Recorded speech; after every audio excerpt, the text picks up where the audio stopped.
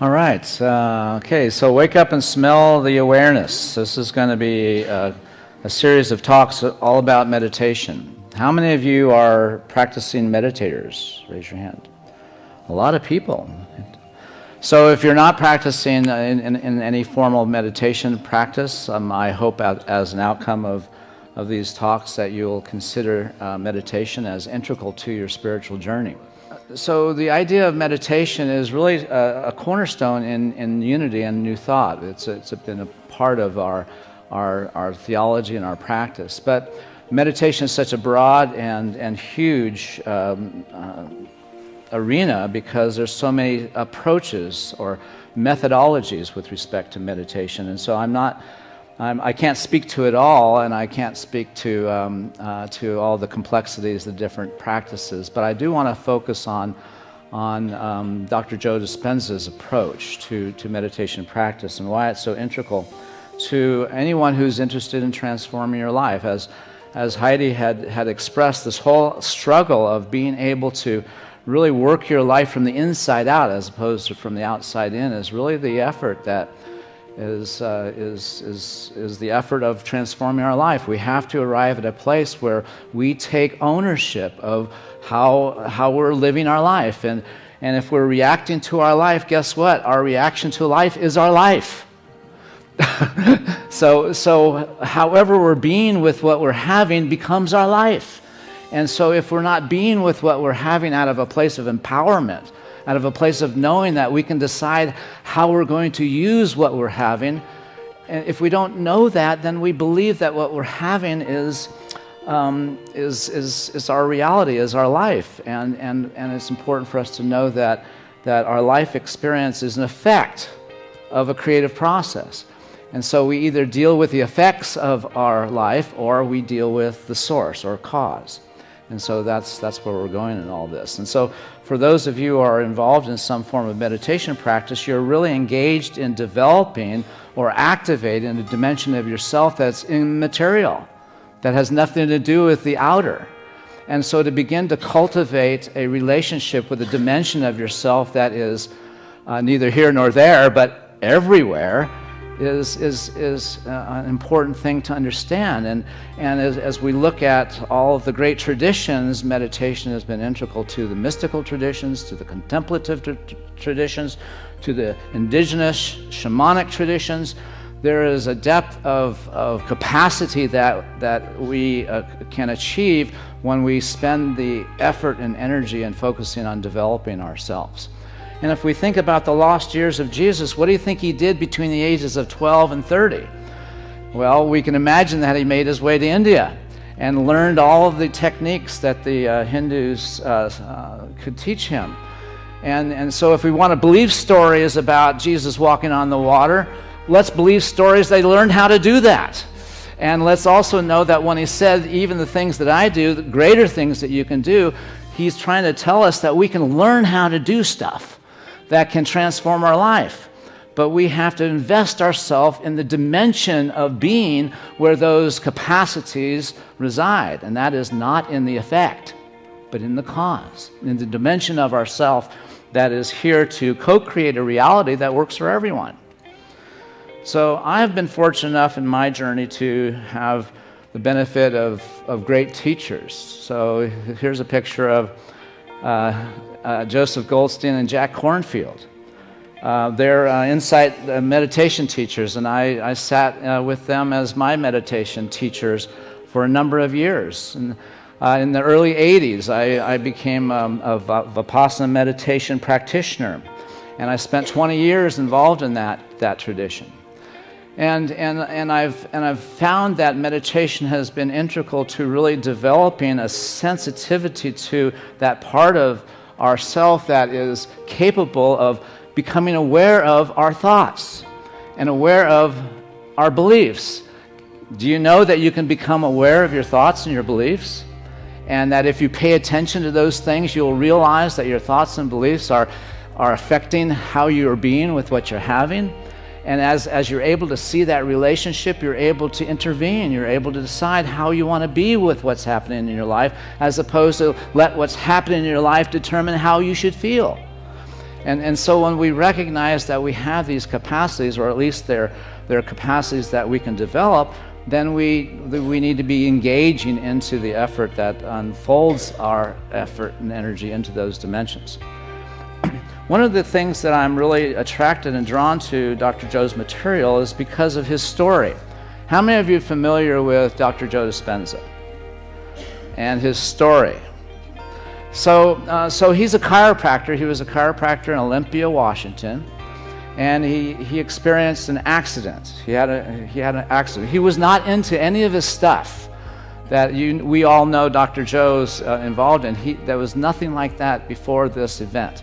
And here's a video that describes in his own words what has happened to him. And this is why I'm attracted to this person's story and his teaching.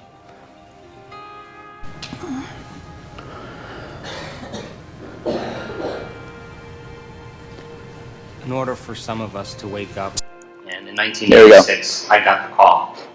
I was in a triathlon in Palm Springs, California, and I was in the biking portion of the race. And I was coming up to this intersection, so as I made the turn, a four-wheel drive Bronco going about 55 miles an hour hit me from behind and catapulted me out of my bicycle. The compressive force compressed 6 vertebrae in my spine. The prognosis was I'd probably never walk again, and that I needed a radical surgery called the Harrington rod surgery. If this had been anybody else, I probably would have recommended that they have the surgery, but this was me. I decided to check out of the hospital, and I just had this one thought, and the thought was the power that made the body heals the body.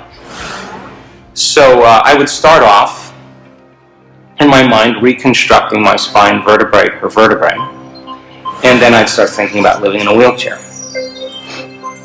So for 6 weeks, I went through this incredible dark night of the soul because I couldn't really get my mind to do what I wanted it to do. And it would take me about 3 hours closing my eyes and reconstructing every single vertebrae and starting over again every time I lost my attention.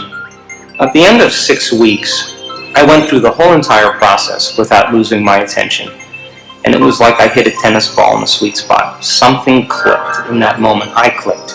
I started noticing significant changes in my body. My motor function started coming back, and my body began to change dramatically. And I was back on my feet in 10 weeks, and back training again at 12 weeks, and I just made a deal with myself. And the deal was that if I was ever able to walk again, I'd spend the rest of my life studying the mind-body connection and mind over matter. And pretty much that's what I've been doing since 1986. So he had an accident, and he reconstructed his spine, his vertebrae, with thought alone.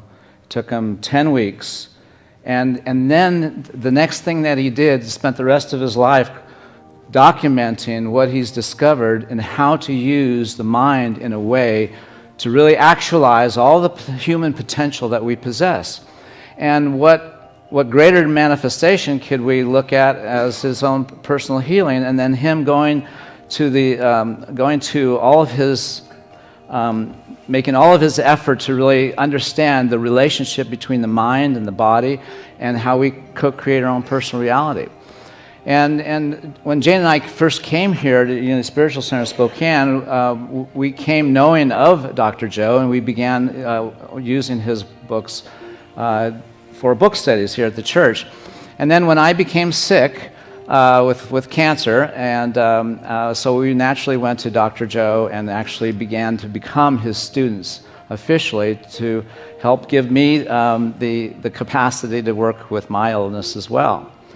And so I have an affinity for Dr. Joe because of his capacity to be very clear in being able to understand the science as well as the effort that's needed to actually transform one's life.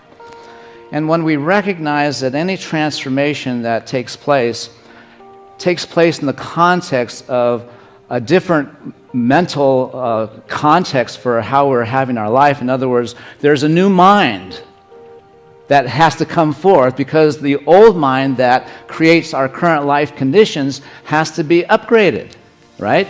For there to be a different life. And so what constitutes an upgrade that enables us to have a different life experience? Well, part of that upgrade means that we have to make different choices, wouldn't you think? Makes perfect sense. If we're going to have a different life, we have to have different life experiences. And in order for us to have different life experiences, we have to have a different context for how we're having our life. Because if we're having our life as if it's against us, then we're living in a context of victimhood. And that's a very difficult thing to wiggle ourselves out of just by rearrange the deck chairs. That's, in other words, the things in our life, as opposed to really work and deal with the source of our discomfort, and that is some place within ourself is living in the disconnect. And so our effort to kind of resolve the issue of how is it that we have aspirations for a greater good but have such difficulty extricating ourselves out of our past or out of our self-imposed limitations, the difficulty that is to kind of just be over it, get over it, requires of us having to come up with a different consciousness out of which we live and unfold our life. Remember, how you react to your life is your life. And wouldn't it be valuable for us if we have some discomfort in our life to be able to see that we have the capacity to transform it? And what if there was a fast track to transforming our life that required of us first a commitment to really understand how we create our own personal reality? And then once we learn how it is that we actually are creating the life that we have, God bless you, if we can actually learn the mechanism of how our life gets to become what it is in our life, then we can be in the question, well, is there a greater life that I want to live and bring forth? Because if that question is yes, then the natural, logical question is, well, what's the science behind it? What are the steps that actually align myself with working with the whole system? I just can't work with my thoughts. I have to work with my body chemistry as well. And so as we recognize that meditation gives us a capacity to develop our capacity to decide how we're going to be with what we're having, just imagine that. What if you had the capability of deciding how you're going to be with whatever you're having as your life? Wouldn't you want to be with it in such a way as you make whatever you're having your abundance? That's possible, It's just a matter of how you're going to be with whatever it is you're having. You have to decide that. Now, obviously, it's a lot more complicated than just deciding I'm going to be with this, because part of the being with something has to be in alignment with thought, feeling, with effort, with the energy of what we're trying to co-create as a part of what we're wanting to bring forth in our life. So there's more intentionality, more understanding than just knowing that we can transform our life. We have to have activated the parts of ourselves that can be with whatever we're having without feeling diminished. And that's not something that you can just talk yourself into. You actually have to have a practice that enables that capacity. But with practice, you can develop a capacity to be with whatever you're having as if it's your abundance. And wouldn't we all want to have that capacity? And could we not see that if we all had that capacity, our world would be a safer, kinder place? So let's look now at a very important principle that Dr. Joe articulates exquisitely. All right, it's all about when the body becomes the mind.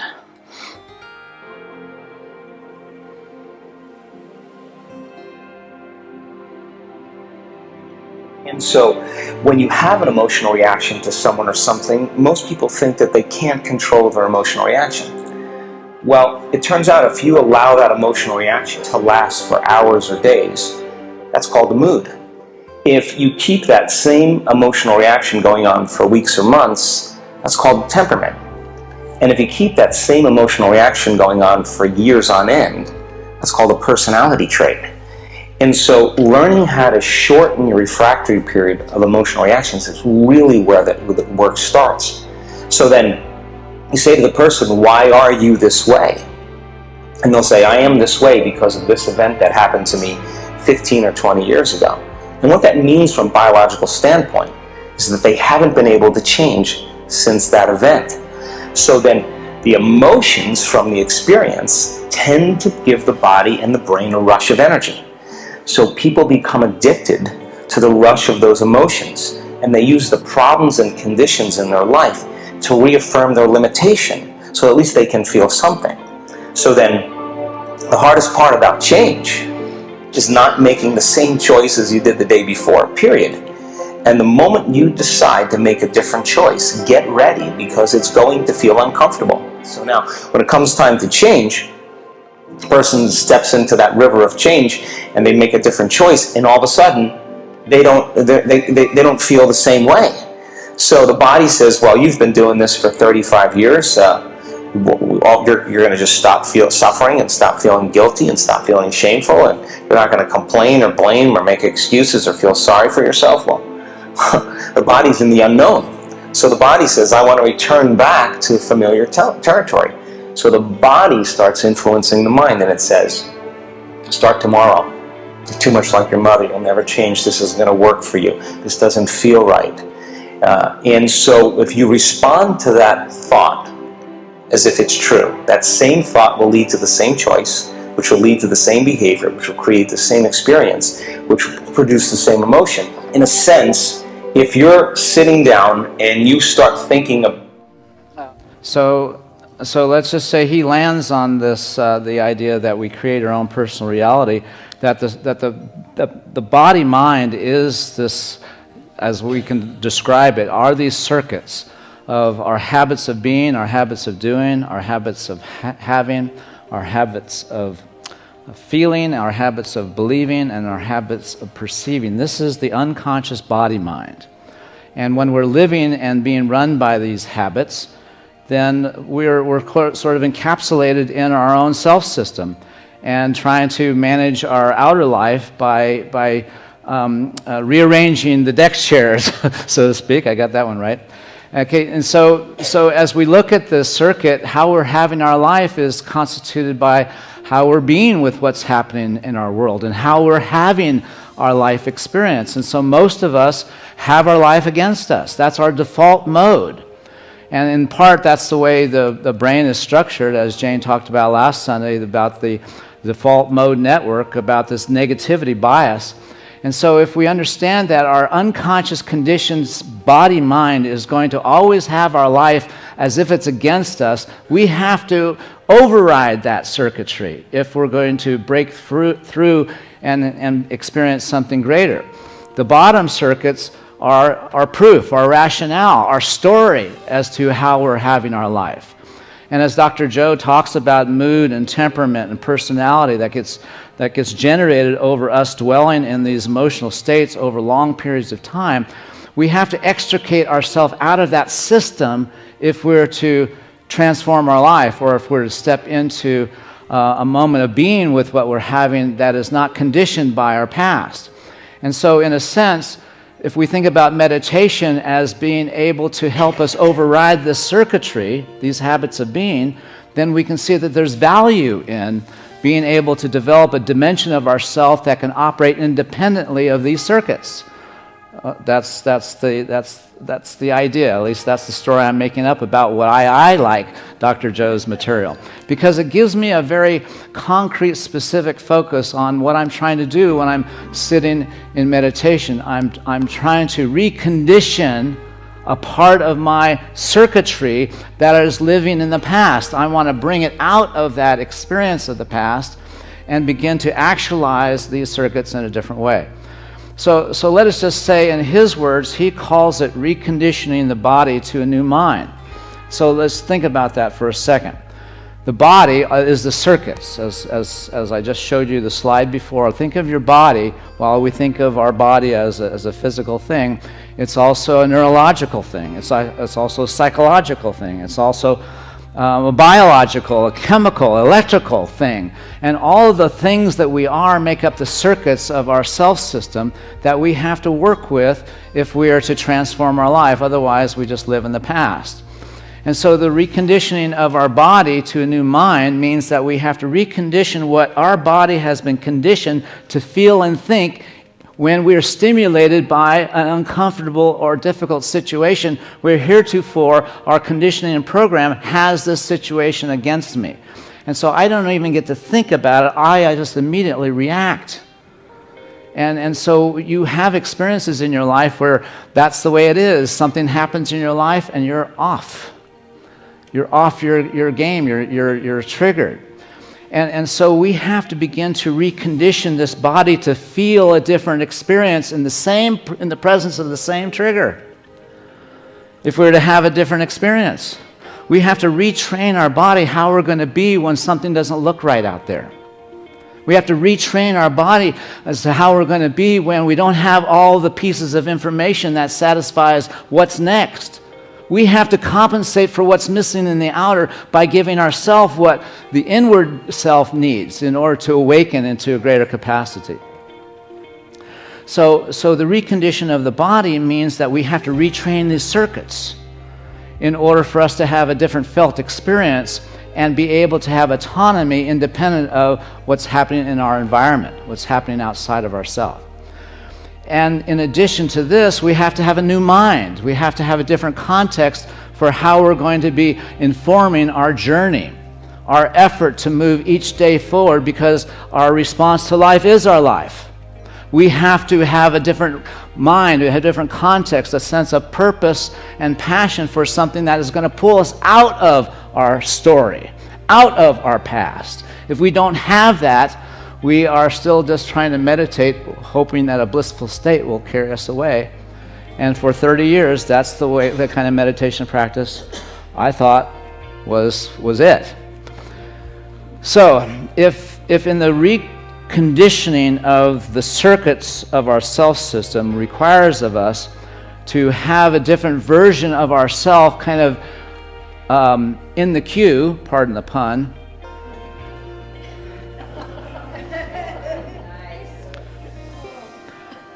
in order for us to have that, we have to have what, well, it's the next slide. I'll come back to this. We have to have a sense of being defined by a vision of the future. Can you see how important that is, to being pulled out of your own self? So our own self, we cannot use ourself to pull ourselves out of it. We have to use a dimension of ourself that is not tethered to our story or our past, because those voices will be still activated if that's the case. So we have to be able to come at this effort of reconditioning our body to a new mind by, let me go back to these circuits now, this other slide. Where are we? There we go. Almost done, sweetheart. So if we think about the habits of being, doing, and having as being the circuits that define how we're having our life, then we have to create a different kind of context for how we're going to have our life. So we have to be pulled by a vision of our future. We have to have a clear sense of what our future self needs to be feeling and what our future self needs to be beholding as its reality, and project that onto what we're having as our life. And so when we enter into the process of reconditioning the circuits, this is what we have to be able to work. We have to have a sense of what is our authentic being. And being, our state of being, is alignment with thoughts and feelings.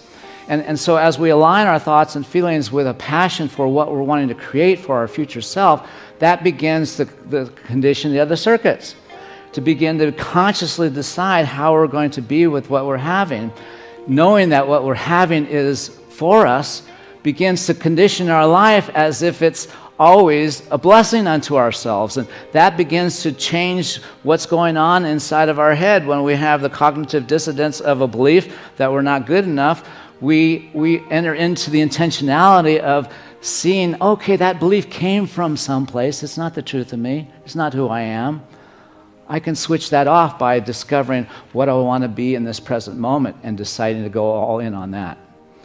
And so as we get into this idea of being pulled by a vision of our future so that we can step out of our predictable past, we have to have techniques, we have to have skills, we have to manage our attention and awareness. We cannot afford to allow a thought of limitation enter into our consciousness unknowingly, unconsciously. We have to be able to catch it and see how it has created an aspect of our life that is working against us, and so we can see the causal chain. We have to be able to connect those dots of our creative process. And we can't do that deeper work until we have a practice that helps us focus our attention not on ourself, not on our body, not on our identity, not on our stuff, not on any aspect of time or place. We have to be able to focus our attention on something that is not tethered to the outer, so that we can begin to actualize the part of our essence that is here to be unto our life a lamp or a light. And so I'll leave you with this next announcement, and that is Dr. Joe has created such a huge body of work that is basically conveyed in the context of his books and his audio CDs. And when I talk about Dr. Joe's meditation, I'm talking about listening to a recorded guided meditation. Now that's different than having a sitting practice where you're just either following your breath or doing loving kindness or having choiceless open awareness. This is actually listening, and the activity of listening is a part of the science behind transformation. The music that's played, as well as the way Dr. Joe facilitates how your attention and awareness is directed, is all a part of the science that's been created to help you exercise the muscles of your attention and awareness so that you don't believe ever again that you can have a situation and that you have to let that situation control how you're going to be. It gives you a sense of dominion over your life. And so I'm wanting to announce that we're going to be starting up beginning Monday, March 4th, every Monday until June. We're just going to try this out. We're going to start a Joe Dispenza meditation group. It's going to start at 5:30 in the morning to 7 a.m. in the chapel. And so Dr. Joe's stuff is not meant for everybody. Actually, all of his stuff is quite difficult in the sense of it requires effort. And so there's not going to be any formal instruction. It's just that you're going to come at 5:30. The doors will be locked. So get in on time, because we're going to be meditating. We're going to be listening to an audio meditation, and then we're going to, after it's complete, we'll be exiting. So there'll be different people in charge of the meeting, and each individual, such if it's myself, for instance, the first time, I will be playing a CD called Reconditioning Your Body to a New Mind. And we'll be listening to Dr. Joe as he, with a 5-minute introduction that explains why that meditation is of value. And then we'll listen to the meditation, and then when it's over, we'll leave. And the next person who comes and does that, they will have their own CD, and they will explain it. If there's a technique that needs an explanation, they'll talk about it. And then that'll happen. So it won't be necessarily a Dr. Joe content and information session learning about his materials, but rather it's going to be a support group for those who are in Dr. Joe's community or are interested in his approach to come and start generating the energetic field of Dr. Joe's presence in our transformative journey. Finally, I will also offer some suggestions for those of you, bless you, who are using the Sunday Talk as a part of your spirit group's discussion. So if you're new to meditation, sign up and attend Mary Teresa True's meditation class held each Wednesday evening in March, 6:30. So it doesn't matter what kind of practice you have. If you're new, just get into a practice, because the first part is just training your body to sit without falling asleep. So that's the first step. And practice sitting for 20 minutes in the silence twice a day if you can. If you have a meditation practice, share why you prefer it over the other methods you've experienced, just to have a conversation. It's always a nice conversation to have to discuss your journey with respect to meditation and all the different experiences that you've had. Watch Dr. Joe's YouTube videos on reconditioning the body to a new mind. They're out there, and there's a lot of good information there. All the videos that I pull out are online on YouTube. Experience Monday morning meditations. Monday meditations on YouTube. You can Google that, search it, and it's a sample of Dr. Joe's meditation that'll give you a sense of how it is. It's not the typical guided meditation. All right, so that concludes my talk, and sorry it's a little bit too didactic for ending. There's no easy way other than to say, meditate, meditate. God bless. Thank you.